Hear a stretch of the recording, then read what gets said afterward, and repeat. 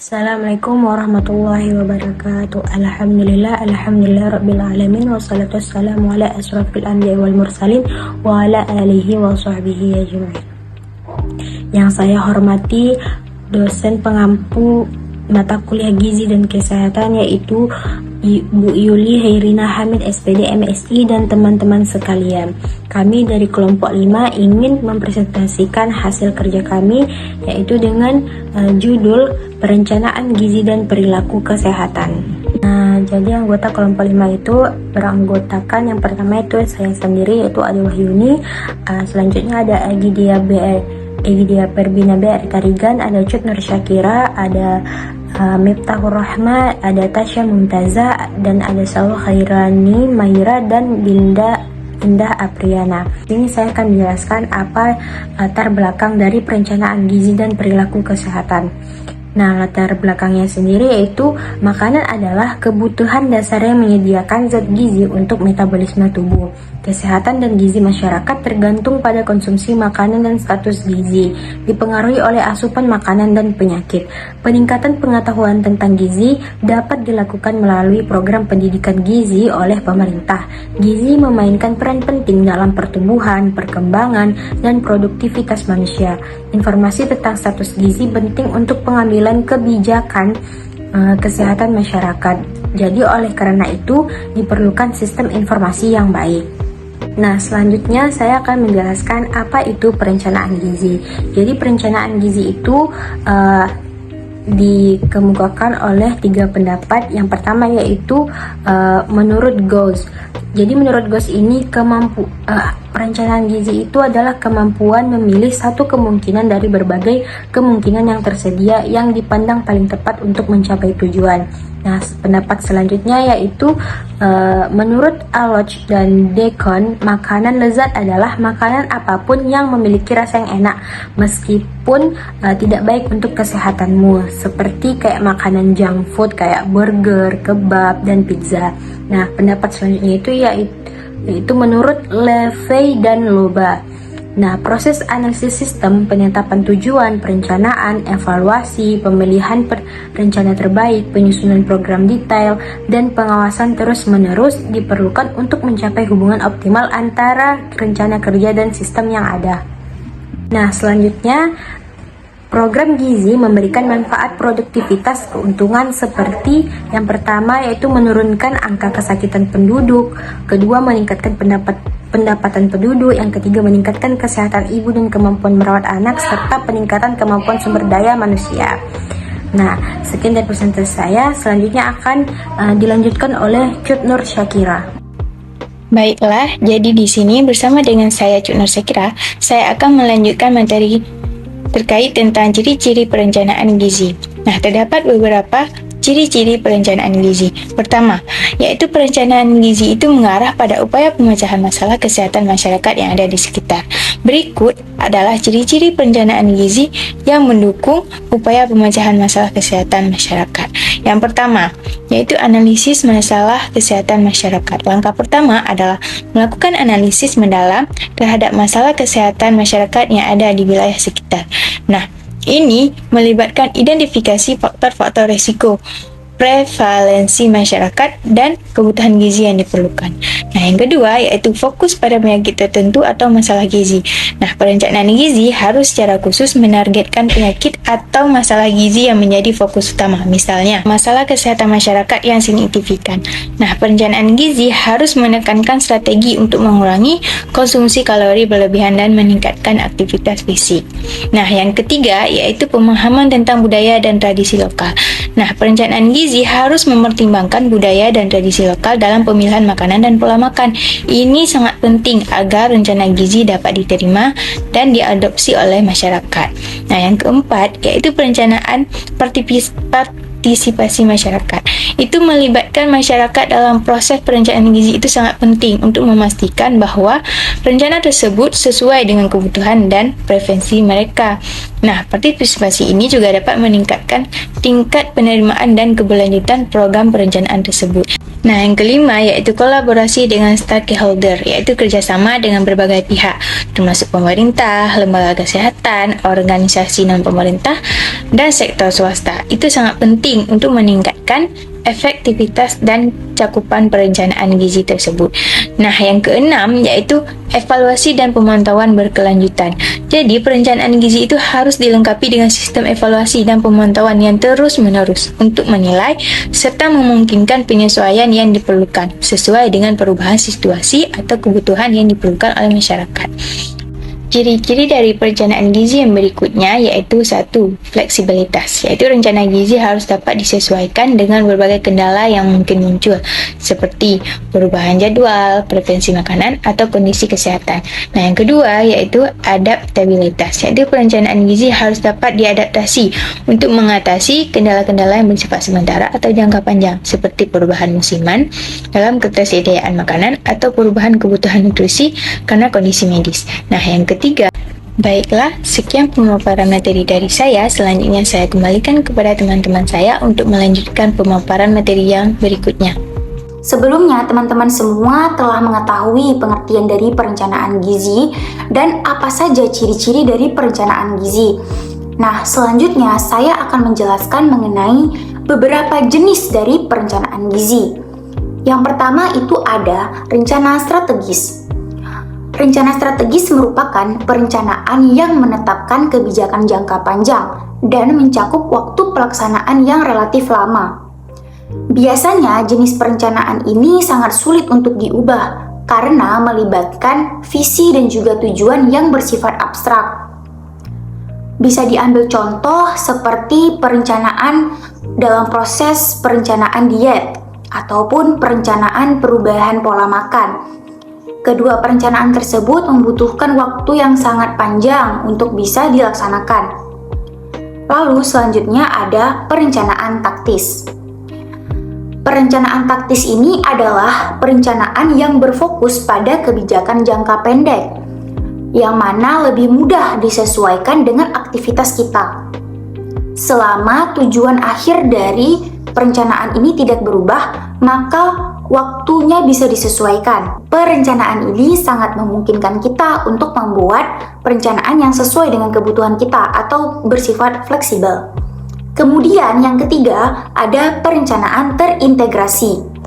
Perencanaan terintegrasi adalah perencanaan yang menyeluruh dan terpadu.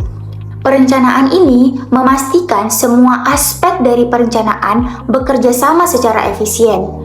Dapat diartikan bahwa perencanaan ini merupakan perencanaan yang lebih kompleks dibandingkan dengan perencanaan taktis dan strategis. Selain itu, terdapat berbagai jenis perencanaan lainnya berdasarkan beberapa dimensi yang berbeda, yaitu seperti dimensi waktu, sifat, luas wilayah, jangkauan, prioritas pembuat, dan juga objek perencanaan.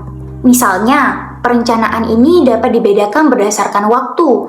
Ada perencanaan jangka panjang, menengah, dan juga jangka pendek, tergantung dengan cakupan proyek atau kegiatan yang dibutuhkan. Lalu selanjutnya, sifat perencanaan juga berupa kualitatif dan juga kuantitatif. Sifat perencanaan yang berupa kualitatif akan berfokus pada kualitas dari perencanaan atau hasil yang dibutuhkan. Sedangkan perencanaan kuantitatif akan menggunakan data dan angka untuk melakukan proses perencanaan. Perencanaan juga dapat dibedakan berdasarkan luas wilayah, mulai dari perencanaan lokal yang dilakukan untuk daerah atau wilayah tertentu, hingga perencanaan internasional yang berlaku dan juga mencakup seluruh dunia. Selanjutnya ada prioritas pembuat.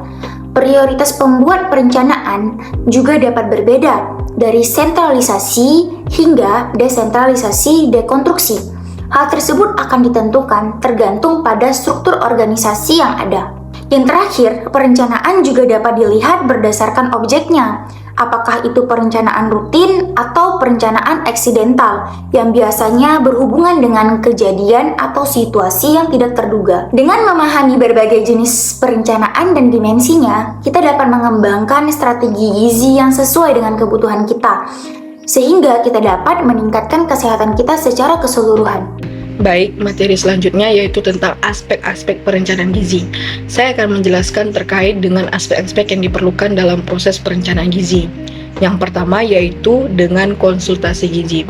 Jadi konsultasi gizi ini seperti kita berkonsultasi dengan ahli makanan yang akan membantu kita nih dalam membuat rencana makanan sehat berdasarkan kebutuhan tubuh dan gaya hidup kita.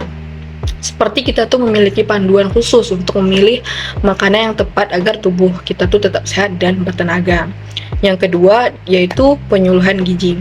Maksud dari penyuluhan gizi ini adalah untuk menyampaikan informasi tentang pentingnya makanan sehat dan pola makan yang baik. Penyuluhan gizi ini bertujuan untuk meningkatkan pemahaman kita tentang gizi dan mendorong perubahan perilaku kita untuk gaya hidup lebih sehat. Jadi kamu bisa membayangkan nih, penyuluhan gizi ini adalah sesi edukasi di mana kita belajar tentang makanan sehat dan bagaimana cara kita membuat pilihan yang lebih baik untuk kesehatan kita. Kemudian yang ketiga yaitu dengan mensurvei kadar gizi. Mengukur atau mensurvei kadar gizi ini adalah cara kita untuk memahami pola makan dan status gizi.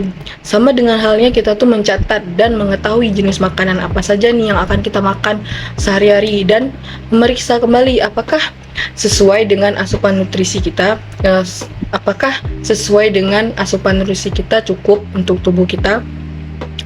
Dengan demikian kita akan memantau dan meningkatkan kembali pola makan kita agar lebih seimbang dan sehat. Contohnya dengan menimbang berat badan secara teratur, meminum air bersih dan aman, rutin berolahraga, serta minum suplemen gizi atau tablet tambah darah, vitamin dan lain-lain. Yang terakhir yaitu penilaian status gizi.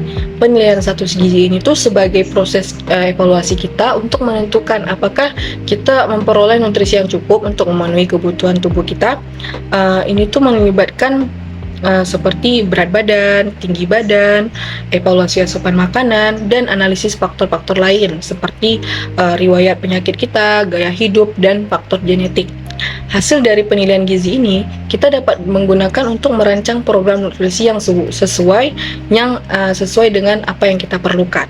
Hai semuanya, bersama saya kita akan membahas terkait proses perencanaan gizi. Yuk mari ikuti. Proses perencanaan gizi melibatkan beberapa langkah penting untuk memastikan pemenuhan kebutuhan nutrisi individu ataupun kelompok. Berikut adalah tahapan-tahapan yang digunakan dalam proses perencanaan gizi. Yang pertama adalah evaluasi kebutuhan gizi. Langkah pertama yaitu melakukan evaluasi kebutuhan gizi individu ataupun kelompok.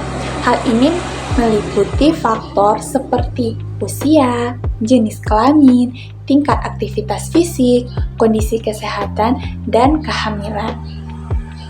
Evaluasi ini dapat membantu dalam menentukan kebutuhan nutrisi yang lebih spesifik. Yang kedua, yaitu penetapan tujuan gizi. Berdasarkan hasil evaluasi tadi, tujuan gizi yang jelas harus ditetapkan. Misalnya, meningkatkan asupan protein, mengurangi konsumsi gula, atau memperbaiki suatu status gizi tertentu. Yang ketiga adalah penyusunan menu atau rencana makan. Setelah tujuan gizi ditetapkan, penyusunan menu atau rencana makanan yang sesuai perlu dilakukan. Hal ini mencakup memilih makanan yang kaya akan nutrisi yang dibutuhkan dengan memperhatikan variasi, ketersediaan, dan preferensi individu. Yang keempat, yaitu penghitungan kebutuhan nutrisi. Berdasarkan rencana makanan yang telah disusun, perhitungan kebutuhan nutrisi spesifik dilakukan. Ini termasuk menghitung jumlah kalori, protein, lemak, karbohidrat, vitamin, dan mineral yang dibutuhkan setiap harinya. Yang kelima, yaitu penyesuaian dengan preferensi dan kebiasaan. Perencanaan gizi harus disesuaikan dengan preferensi makanan dan kebiasaan individu ataupun kelompok yang bersangkutan. Ini penting untuk memastikan keberlanjutan dan kepatuhan terhadap rencana gizi yang telah dibuat. Yang keenam, yaitu implementasi dan evaluasi.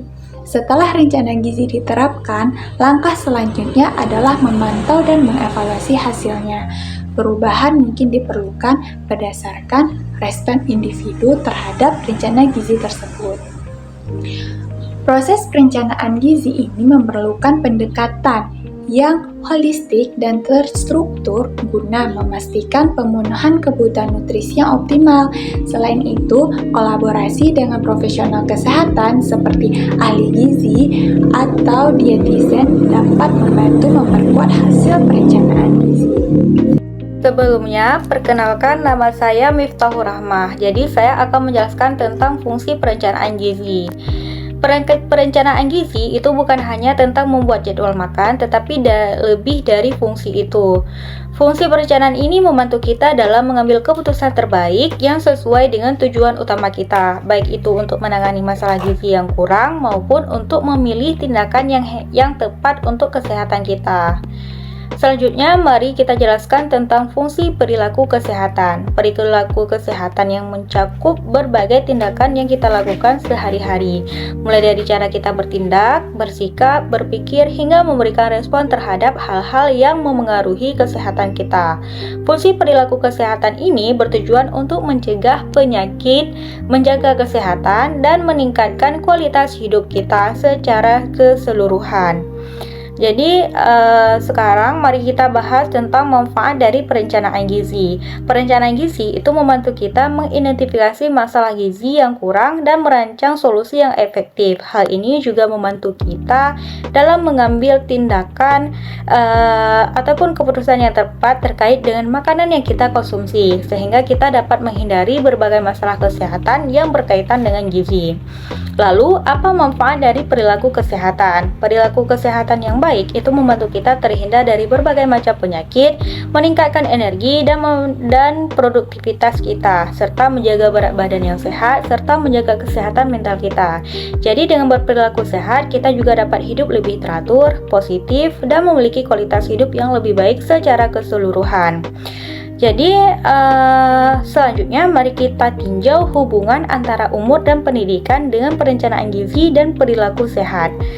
Meskipun umur tidak secara langsung memengaruhi perencanaan gizi, namun terdapat korelasi antara umur dengan proses perencanaan yang dapat mempengaruhi pada keefektifan perencanaan tersebut. Sementara itu, latar belakang pendidikan juga memainkan peran penting dalam proses perencanaan, di mana tenaga gizi cenderung memiliki kinerja yang lebih baik dalam hal perencanaan dibandingkan dengan tenaga non-gizi.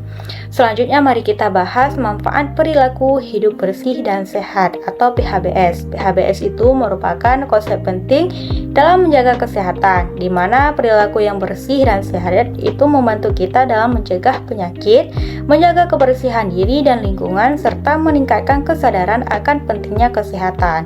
Jadi dari penjelasan saya tadi kita dapat melihat betapa pentingnya perencanaan gizi dan perilaku kesehatan dalam menjaga kesejahteraan kita. Jadi dengan melakukan perencanaan gizi yang baik dan berperilaku sehat, kita dapat mencapai gaya hidup yang lebih seimbang dan lebih bermakna. Sekian presentasi dari saya, selanjutnya akan dilanjutkan oleh kawan saya. Baiklah, saya Egidya Perbina Bertarigan akan menyimpulkan daripada bahasan yang sebelumnya telah disampaikan oleh teman-teman sebelumnya. Baik, jadi perencanaan itu merupakan suatu alat atau upaya yang digunakan dalam berbagai keputusan yang bersifat penting atau pokok. Kemudian perencanaan ini juga ditetapkan untuk dalam berbagai hal, di mana perencanaan gizi ini juga banyak jenisnya, mulai dari rencana strategis, rencana taktis, dan terintegritas.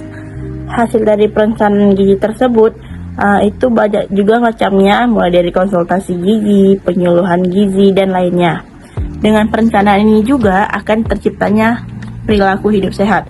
Mungkin dari perilaku hidup sehat ini akan menimbulkan atau dapat manfaat yang baik ya, positif dalam hidup kita. Salah satunya itu ada pola hidup yang teratur, mulai dari makanan dan lainnya. Kemudian ada kita memiliki banyak energi, kemudian jauh dari penyakit, apalagi kolesterol ya. Kemudian perilaku hidup sehat ini juga akan membuat kita lebih ke awet muda. Sekian kesimpulan saya mengenai proses perencanaan dan perilaku hidup sehat. Lebih dan kurangnya saya mohon maaf, dan saya kembalikan kepada moderator. Assalamualaikum warahmatullahi wabarakatuh.